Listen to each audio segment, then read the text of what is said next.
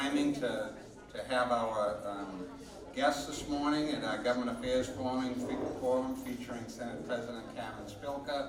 Thank you all for joining us this morning. I know most of you, but for those I don't, I'm Jim Rooney, President and CEO of the Chamber of Commerce. And it really is a pleasure and an honor to have a longtime friend of me personally, but also the Chamber and the business community, our Senate President Karen Spilka. By the way, a 2021 Pinnacle honoree.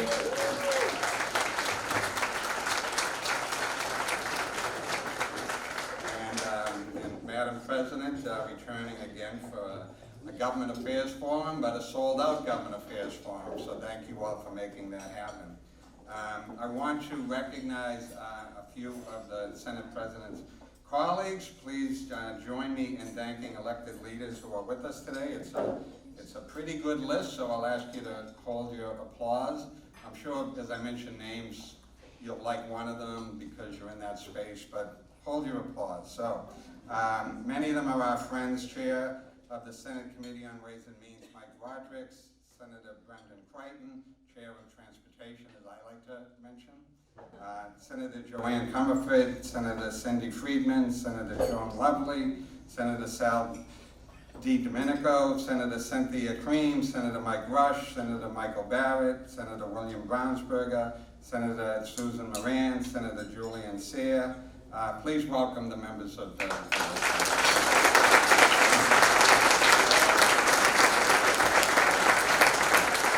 I haven't seen him, but I'm told that former Governor Bill Weld is here. Governor, are you here?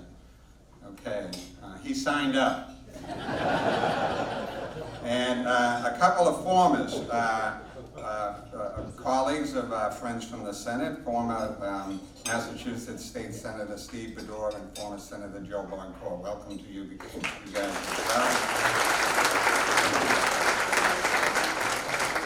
And representing the House of Representatives, former House Chairman of Ways and Means, Brian Dempsey. Brian, welcome to you as well.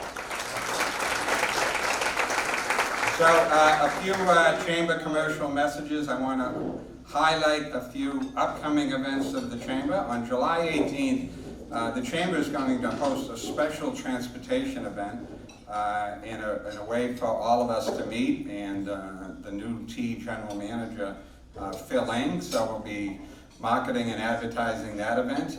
General Manager Ing and Secretary Gina Fiandaca will appear in a conversation with myself on July 18th, and a way for us to get to know the new TGM and hear his vision for how that organization is going to move forward. So I hope you'll take a look at that. We will be taking a break over the summer on these Government Affairs Forum, but we'll be coming back right after Labor Day on September 13th. Mark your calendar, where we'll feature the Mayor of Boston, Michelle Wu. So a couple of good events in July and then in September. Find out more about these and other Chamber events at bostonchamber.com. And don't forget to join the conversation today on the Chamber's public policy Twitter at GBCC, two C's, policy. We're almost ready to welcome the Senate President to the podium, but I want to thank our partners, starting with our friends at Comcast, who helped bring our Government Affairs Forum to a wider audience. Thank you, Comcast, for doing that. And finally, I want to thank our long-standing sponsor of the Government Affairs Forum for all they do in support of the Chamber, but also for the broader Massachusetts community in so many ways, Bank of America. And with that, I'm pleased to turn it over to Mihal Chamberlain, President of Bank of America, Chamber Executive Committee member, to introduce the Senate President. Mihal.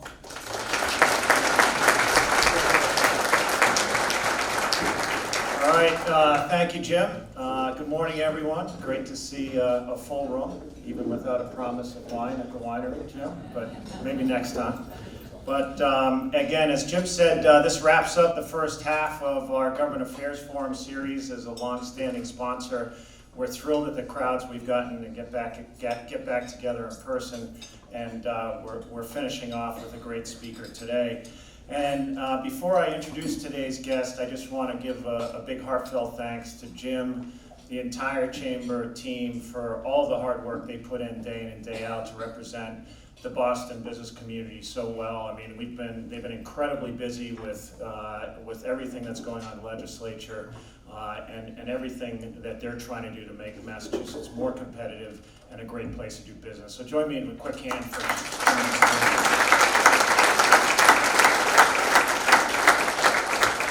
So with that, I'd like to introduce today's speaker. I'm honored to present Senate President Karen Spilka.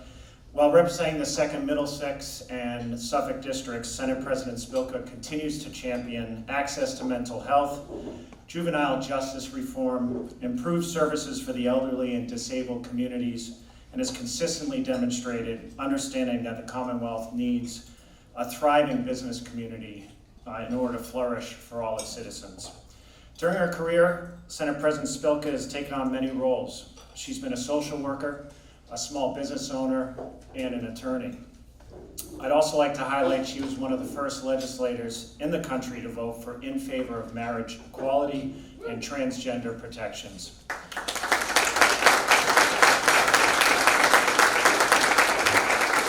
So we're thrilled to have you with us today, Senate President, and so without further ado, please join me on the stage, Senate President Karen Spilka.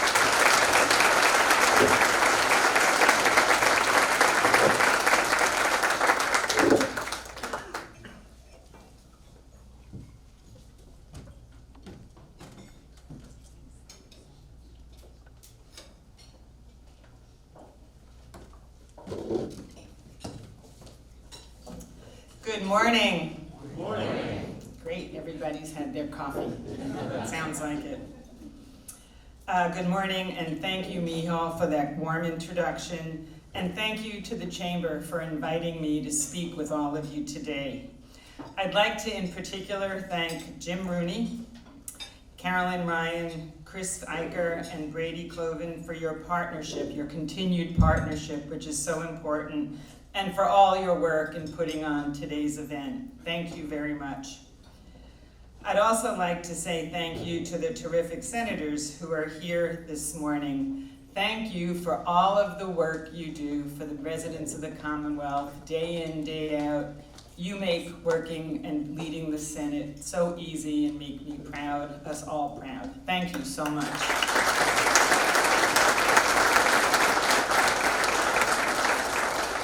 As well as I'd like to thank the many familiar and new faces I see in the crowd today. It's really exciting to be back here at City Winery, where I held in February, actually February 13th, my first ever Galentine's Day event right here. The staff is terrific, and so is the wine, by the way. Although the Senate does have a formal session later on today, so I think we'll all stick with coffee this morning. But this place, this venue is terrific. So thank you to Rich, Emma, Christy, and all of the staff and all the folks that work here. Thank you. It's the second year that we've been together for this event, and being in this space reminds us how wonderful it is to have restaurants, nightlife, and social events back in our lives, and that the hospitality industry continues to need our support as it gets back on its feet after the pandemic. 3 years ago, it's hard to believe, we often wondered what life would be like post-COVID if we were lucky enough to make it through. And while we no longer worry as much about a widespread acute public health emergency, we are still all trying to figure out how to move forward in this new normal and how we can remain competitive as a state in a much changed world.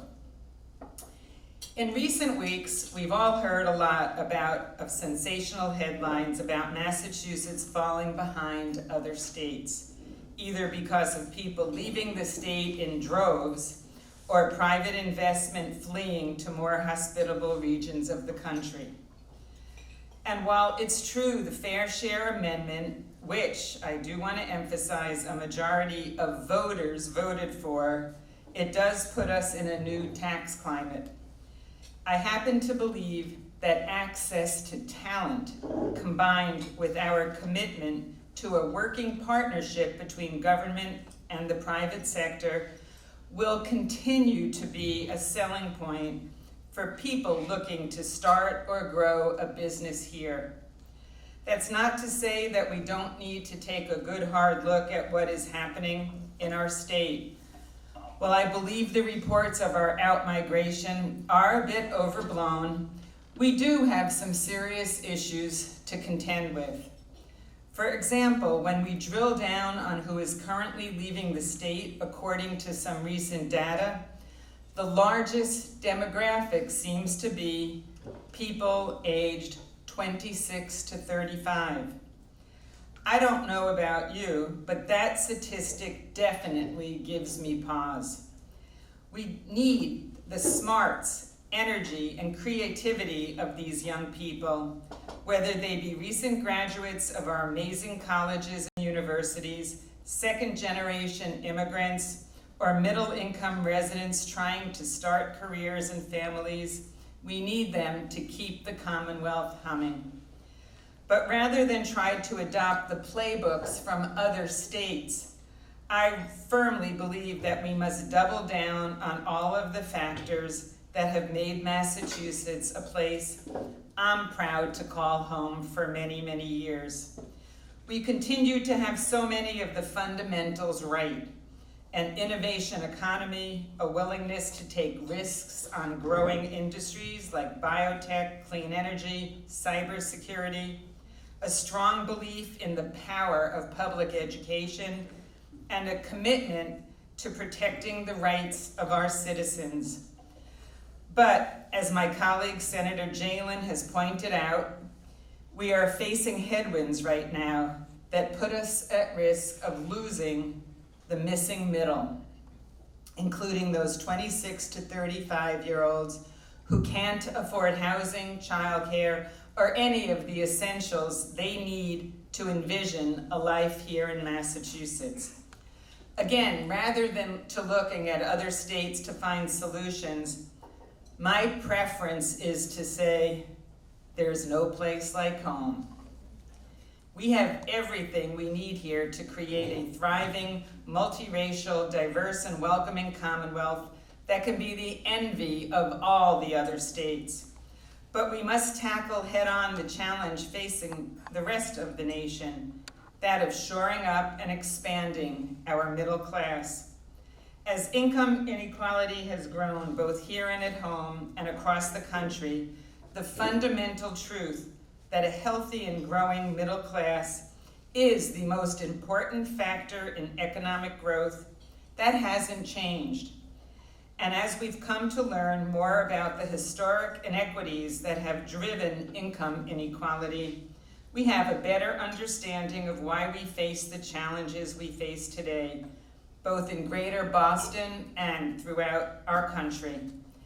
By expanding access to the middle class, we can help the people who do some of our most important jobs, like home health care aides, child care providers, and human service workers, among others. We can help them move out of the category of low income and into the American dream of the middle class. But dreaming alone won't get us there. State government and the business community must continue to work together closely on all of the issues that threaten our competitiveness. And we need to stop thinking about racial equity as something separate, as something that we can address once we get the perfect economic conditions, and start thinking about it as a key to keeping our homegrown talent, growing our business ecosystem, and sustaining our economic competitiveness far, far into the future. Because, in fact, there really is no place like home. As I've worked with my colleagues in the Senate to develop our agenda this session, I was heartened to hear that Richard Reeves, the director of the Future of the Middle Class Initiative at the Brookings Institute, has stated that what really matters to working people, what really makes them believe that they are on the path to the middle class is whether they feel they can afford the 3 H's: housing, healthcare, and higher education. Luckily, the Senate happens to have some ideas for all 3 of these areas, as well as other areas unique to Massachusetts. Higher education. On higher education, I believe we have a very hopeful story to tell.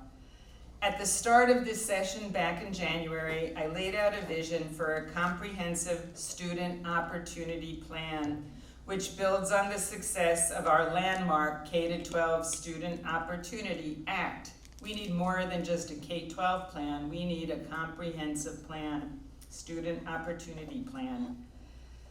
This would expand education options for all of our residents, from our youngest learners to those who have worked hard to get to college. And I'm really proud to say that our Senate budget, under the leadership of Senate Ways and Means Chair Mike Roderick, helped bring this plan into greater focus. The Senate joined Governor Healy and the House to fund the Mass Reconnect program, beginning this fall of '23, thereby providing free community college to students aged 25 years and older. But we also provided funds to help prepare for universal free community college in the fall of '24, starting with free nursing programs at every community college this fall. So we go further. Free community college for 25 and older, free community college for nursing. Every community college has a nursing program. We need nurses. And plans and working with the community colleges collaboration for free community college for all in the fall of 2024.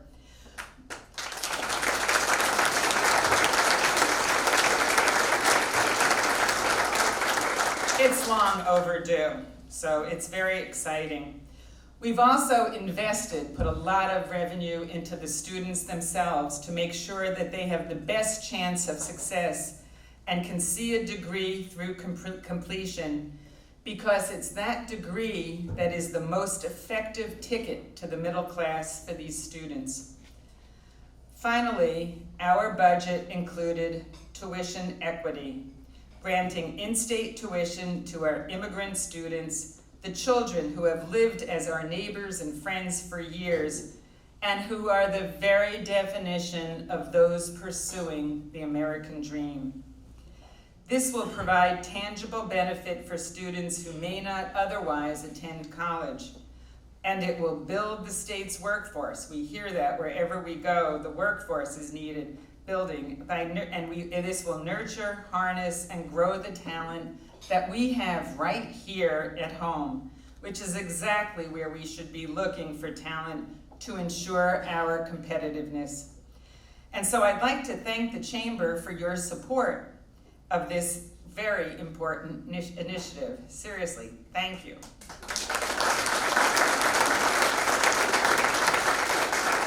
I'm also grateful to the amazing public institutions of higher education that we have right here in the Commonwealth for their support of these initiatives.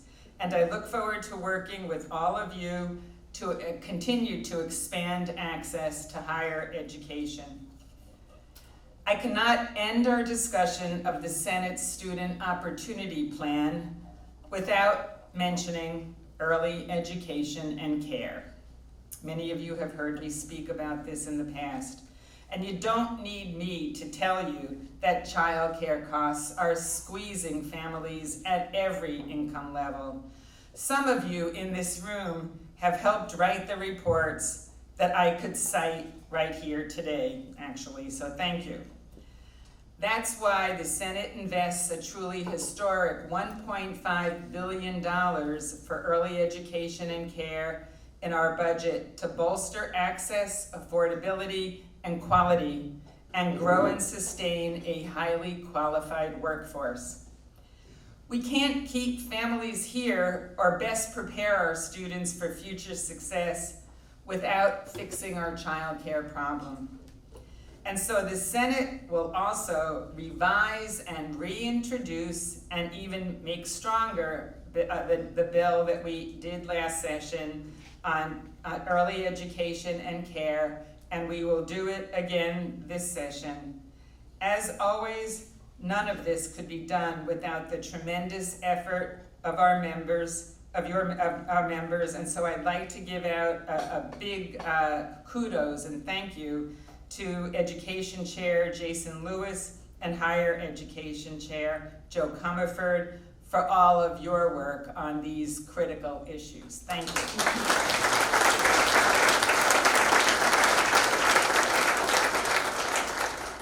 Our Student Opportunity Plan also takes a big step towards addressing the trends in our healthcare system that are making quality healthcare unaffordable and inaccessible. As I mentioned, the Senate budget includes funding to allow for free nursing programs at all 15 community colleges this fall. While training more nurses through our community colleges may seem simple enough, as you all know, nothing is ever simple. We heard from the colleges themselves that this program will fail if we don't have enough teachers to train these students. So that's why the Senate budget also creates a path for practicing nurses with bachelor's degree to teach at higher education institutions so they can share their terrific expertise with the next generation of nurses who we so desperately need.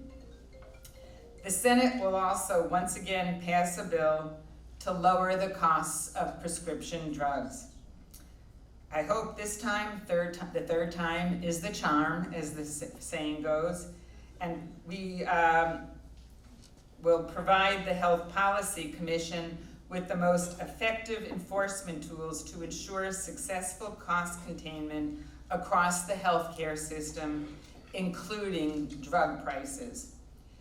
We also agree with the Chamber that we need to bring more oversight to pharmacy benefit managers, commonly referred to as PBMs, as well as include pharmaceutical manufacturing companies and the PBMs in the HPC's annual healthcare cost trends hearing process, so we can better analyze how pharmaceutical costs impact our state's healthcare market. We need to better understand this to keep it under control better. And we can all look forward to Senate Healthcare Finance Chair Cindy Friedman continuing to provide great leadership in this area as well. Thank you.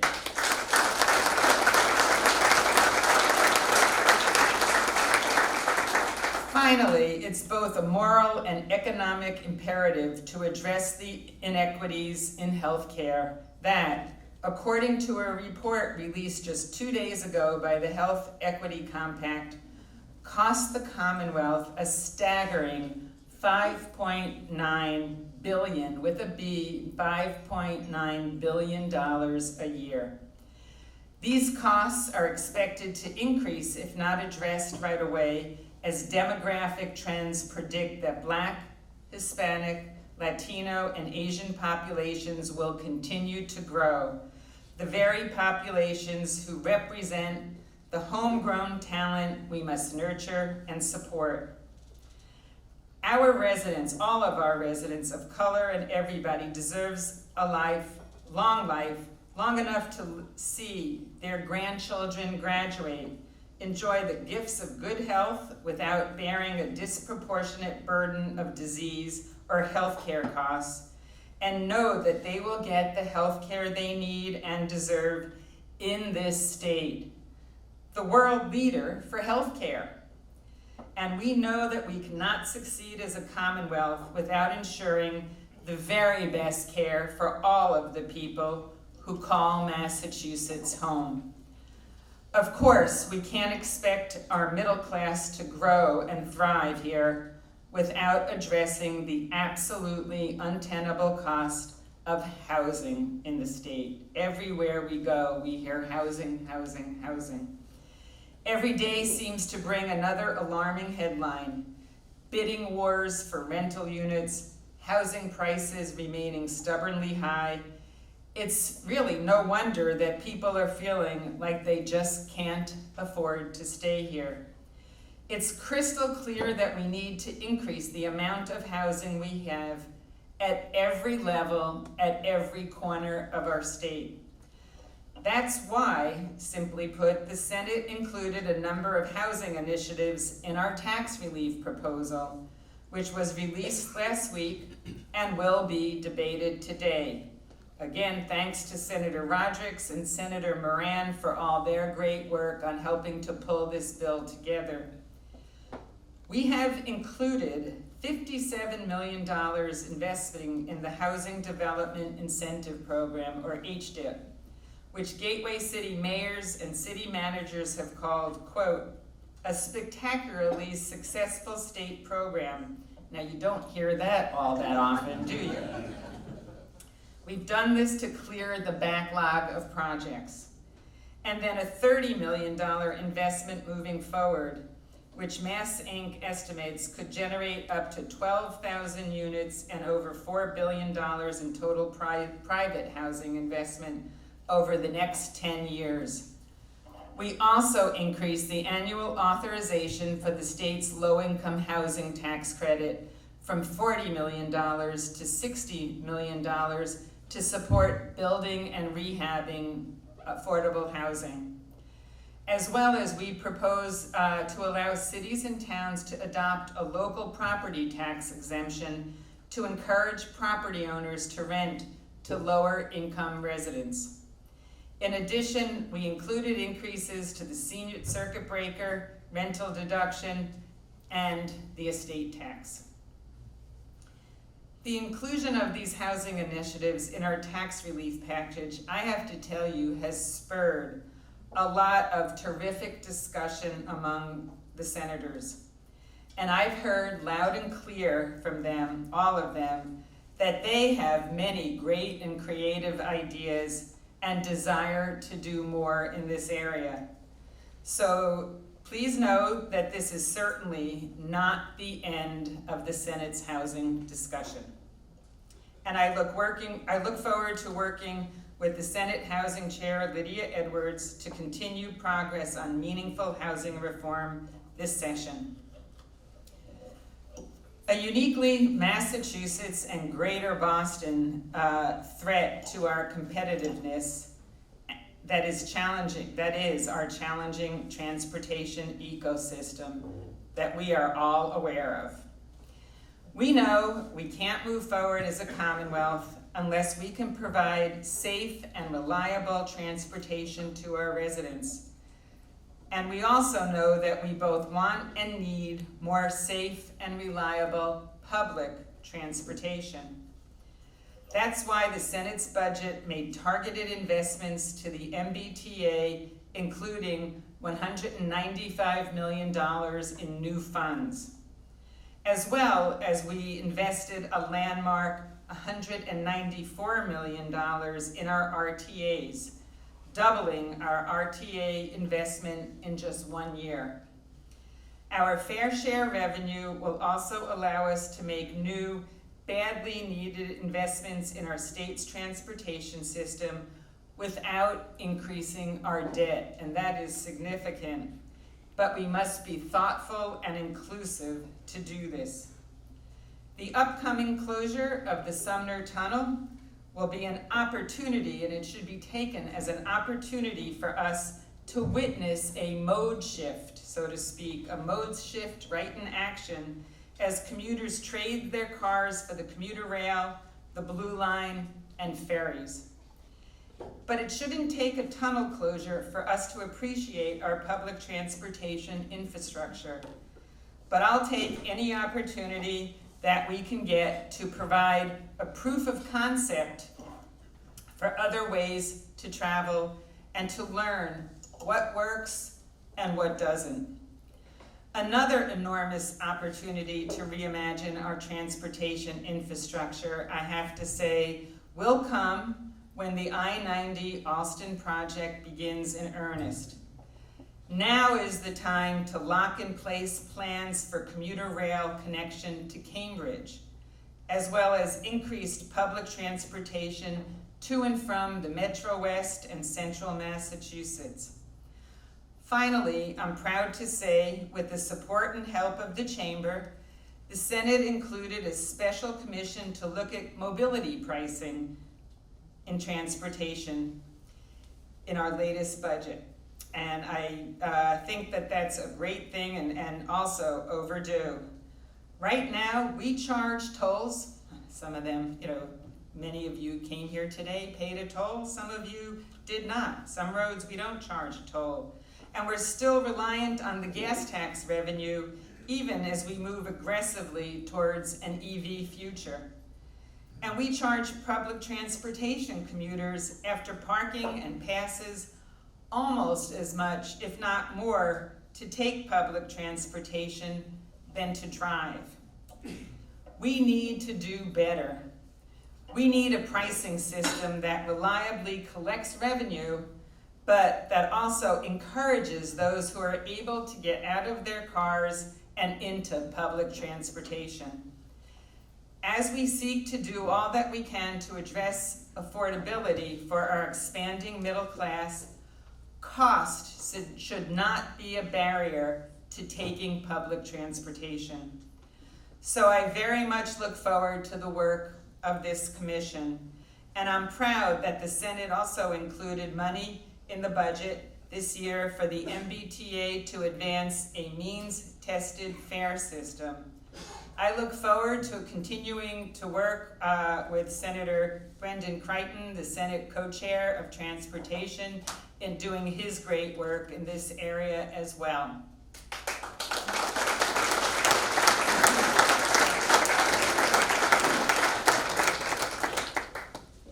There is clearly more work to be done to tackle our affordability crisis, shore up and expand our middle class, and preserve our competitiveness far into the future. But as we do this work, we must not lose sight of our core values that we hold as a Commonwealth, and how those values can be a beacon of light to individuals and families across our fractured and divided nation. I'd argue that Massachusetts can offer something I'd like to call courageous competitiveness, which means that our commitment to upholding the rights of our residents and celebrating our diversity is our competitive advantage. We know that it's not enough just to build companies and produce workers. In Massachusetts, we want to make sure that our workers are cared for through robust physical and mental health care access. And we want them to know that we are committed, fully committed to protecting their rights, whether it be for a trans child, a woman not ready to start a family, or a father who doesn't want to worry about his child being killed in a mass shooting in school. To all of them, I say, come to Massachusetts. We want you. We need you to be exactly who you are right here in Massachusetts. The Senate, the House, and the Governor, we're all united in this particular approach to competitiveness. But we need the private sector to be declaring and celebrating these values too. We may not have the year-round warm weather of a Florida or Texas, but we are definitely not afraid to say gay.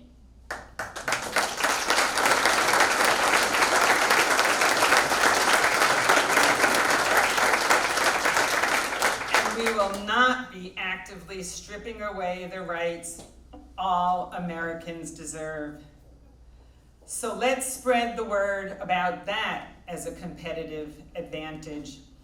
In fact, I feel so confident that Massachusetts will continue to be a great place to live and work that the Senate put extra funding in our budget to increase the marketing of the Commonwealth to people in other states. Let them turn their TVs on and see what a wonderful place Massachusetts is to live and play and grow their businesses here. Because we know what we have is special, and we will fight damn hard to preserve it. And I hope that you will join us. So thank you again for the opportunity to speak to you today. So I'm excited to hear from all of you, and I'm happy to open it up. Thank you.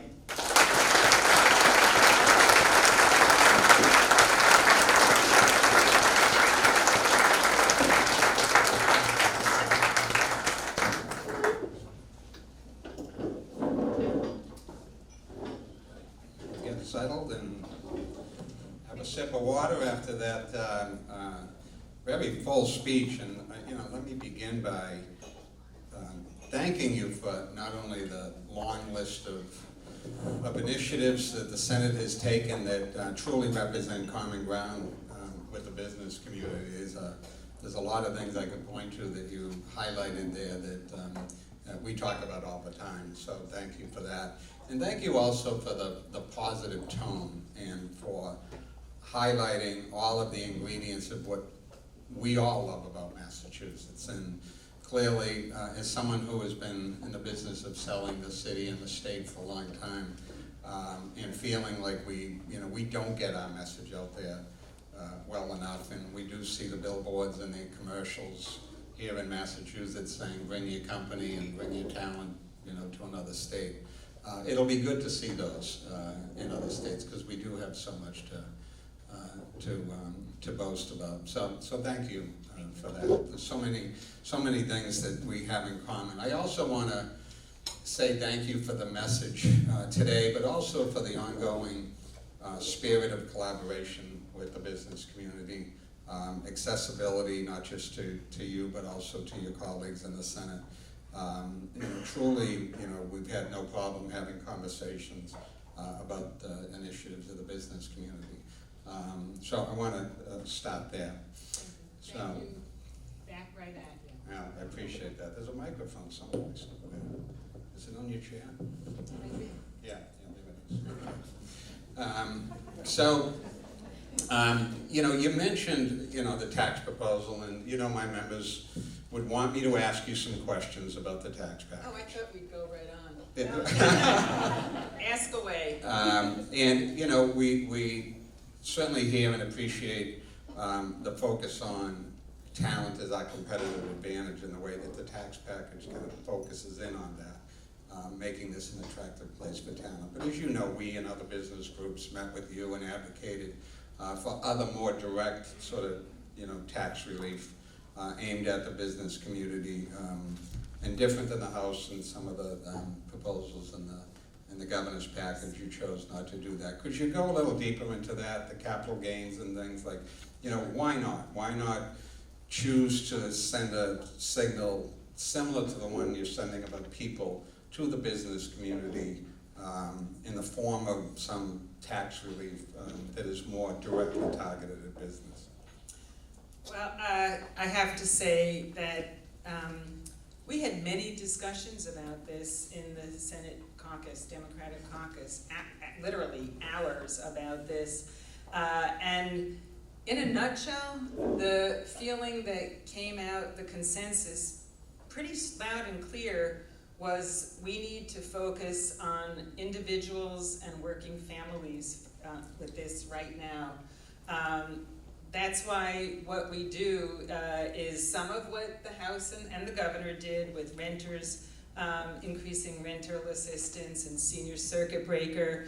The EITC has been proven to be the best assistance for low-income families. All research shows you give EITC, earned income tax credit, increase that to low-income families, they have more earning power, they spend it right on their local main street, so it's turned around and pumped right back into the local economy.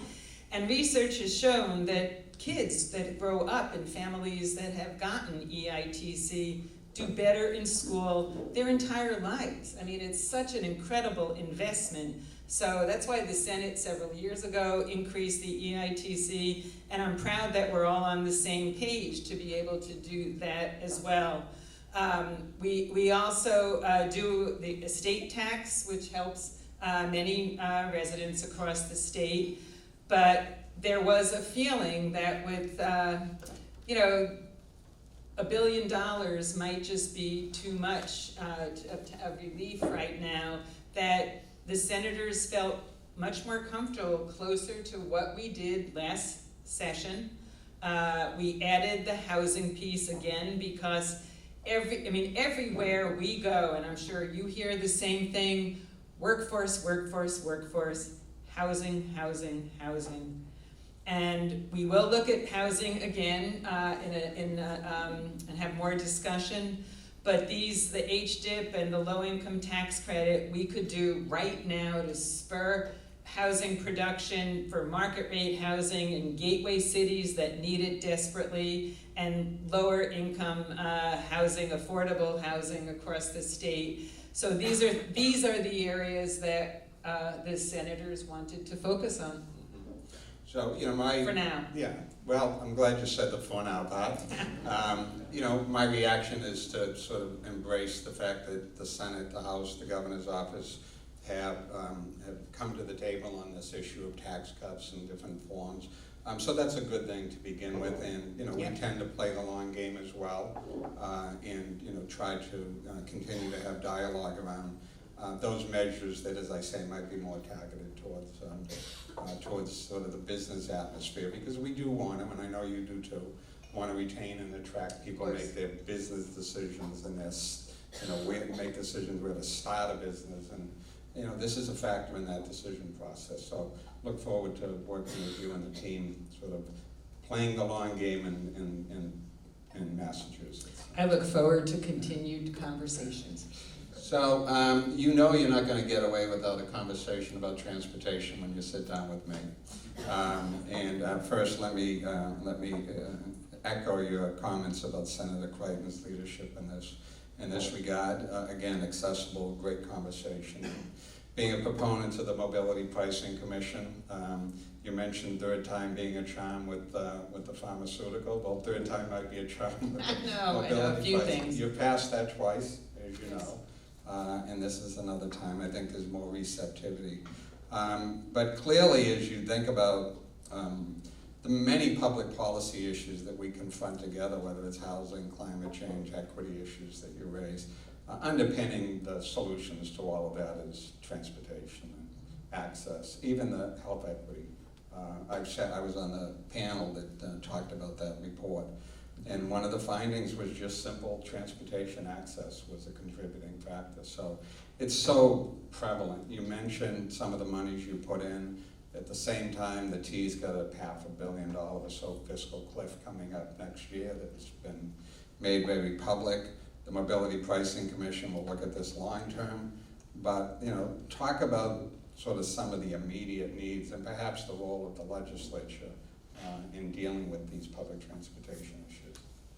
Well, I believe we need to certainly help the MBTA. I look forward to working closely with our new governor, our new administration. It's great to have this transition and a fresh approach to the MBTA and to public transportation in general across the state. I'm a firm believer in regional equity. I certainly want to support the MBTA and make sure that it's safe, affordable, accessible for all of the residents. But we also need to continue to invest and grow our other RTAs across the state as well.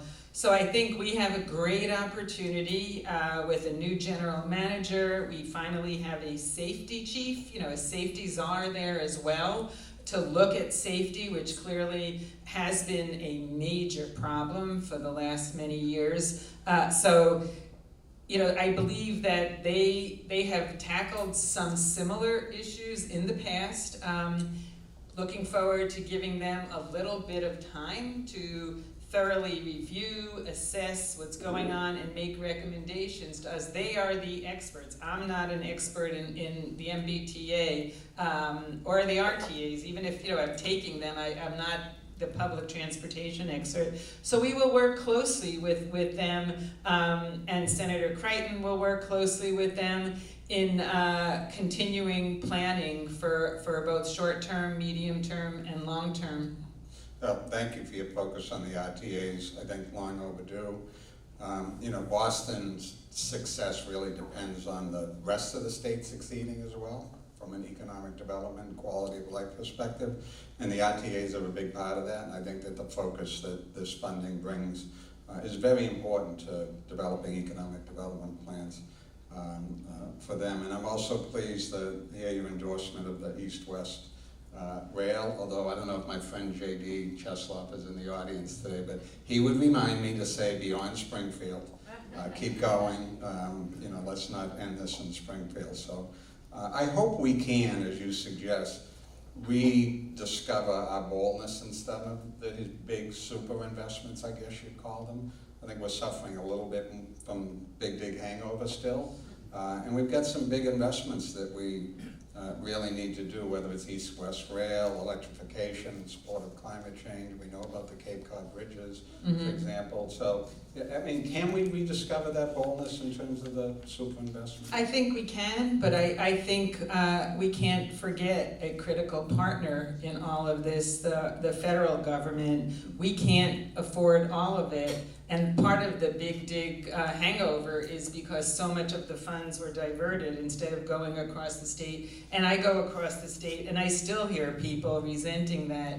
So I think we need to be bold and show creativity and initiative, but I think we need to ensure that all areas of the state see that and feel that boldness and creativity. And we need to have long-term planning as to how we can afford some of this. So we need to fully engage our federal delegation and the federal government as well. Yeah, and you speak about the role of the federal government. I think they could use a mobility pricing commission, could they? They could lose a lot more than that. They, the reliance on the gas tax for the Highway Trust Fund is not solved, and what's going to happen with that. So,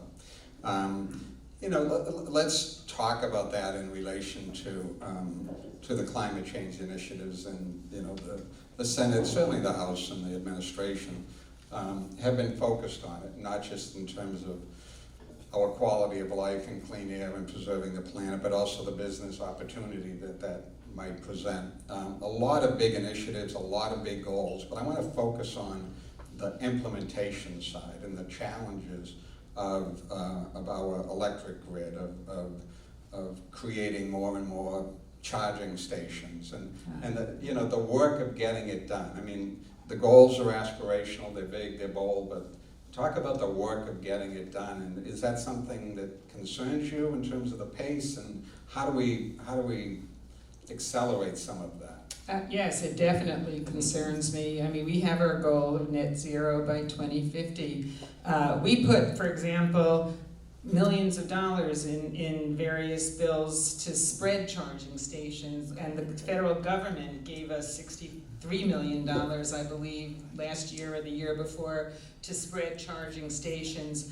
I don't think, and this is no diss on the prior administration, but I'm not aware of anything that was done with that to create and spread charging stations. We can't ask people to buy EV if there's no charging stations, if there's no way. Just imagine if you have a gas car, picture the state without a gas station.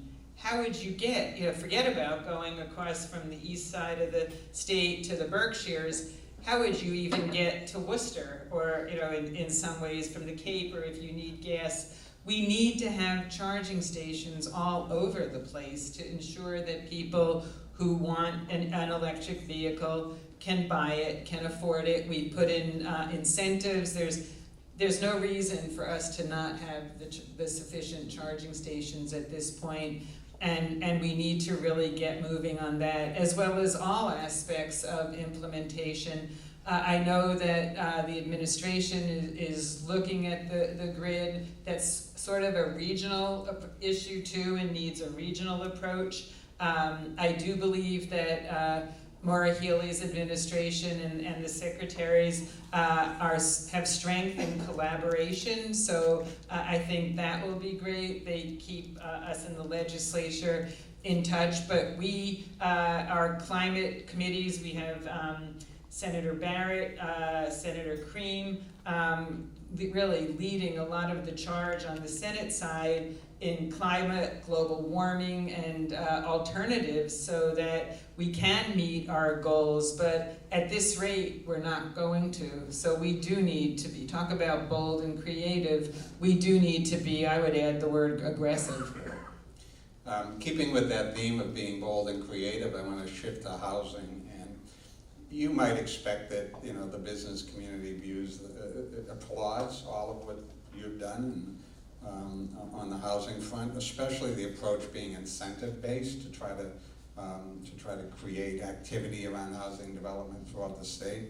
You know, and that's the way that the business community would think you should go, but also we need to go big and bold there too. I mean, we need to try to just build housing at all levels to try to solve our housing crisis. And there's some apprehension out there about some of the things, the rent control, the transfer fee types of more things that we feel like may inhibit that ability. What's your sense of that? I know that I think your phrase was more to come or more to follow. What's your sense of that? And do you expect that the approach will continue to be incentive-based to try to stimulate activity? I know that we've had many discussions in the Senate over different approaches to increase housing.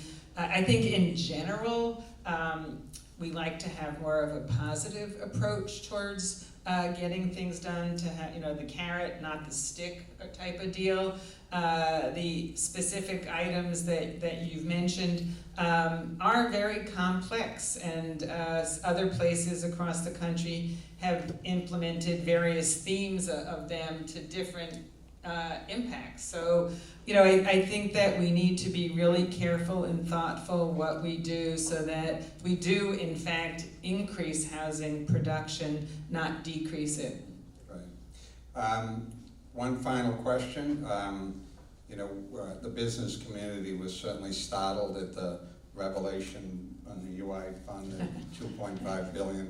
So are we. I'm sure that, you know, you were a bit surprised as well. I know that we're in the phase of figuring out what happened and dealing with the federal government and so forth. But as you can imagine, there's concern in the business community if that needs to be made up, how it would be done. But equal concern, and I'm assuming you share this, with DUA and sort of just another issue coming out of DUA over time. We had the projection of a $7 billion gap that we were all struggling to fix, and then a couple of months later, a new number a few years ago. What's your sense of that, both the $2.5 billion, but also our administration of unemployment insurance? Well, first to touch on the $2.5 billion, we were very surprised too. I would probably guess almost everybody in this room was surprised. It was the prior administration, I want to be clear, but I have spoken at great length with the governor, the lieutenant governor. We're not the only ones in this boat. Other states seem to have had other issues. If you remember during COVID, you know, we have our program, state-funded program, state dollars, and say, you know, a bucket. So picture several buckets. So we have the state funds that we had prior to COVID that implemented our program. And then when COVID hit and so many people were out of work, there were several programs that the federal government implemented and sent literally hundreds of millions of dollars for each program, different amounts, maybe one 300 million, 400 million for another, with not always clear instructions, but with the one instruction that we got, and that we certainly wanted to, as a state, get the money as quickly as possible to our residents that were out of work so they could support their families. So the money came, the federal dollars came to Massachusetts, and the programs were implemented, and then the federal government may have even changed some of the guidelines, so they had to go back. A lot of the federal dollars were sort of put in the same bucket that the state dollars were sitting in. And so when the dollars were paid out, it was combined. It looks like, I mean, this is sort of what it looks like happened. It was combined. And again, the administration, the governor and the administration is working really closely with the Biden administration to try to resolve this issue as best as possible. And it does appear that other states have some issues as well. I don't know if it's the exact same that we have, but so hopefully, you know, in unity there's strength, that there will be a solution that will help us and the other states as well. But I do know too, and I do want to state that the legislature a few years back allocated a lot of money, millions of dollars, to the department to update their whole computer system, to get new computers, software, etc. So it was antiquated. So hopefully that will be a big improvement as well. Well, thank you, and as you know, favoring the business community, particularly in small businesses, is the degree to which they will be asked to help solve that problem financially with all of the other things that they're having to deal with. So just something to continue to talk about. Certainly, certainly. Anyway, Senate President Spilka, thank you for your time today. Thank you so much, Jim.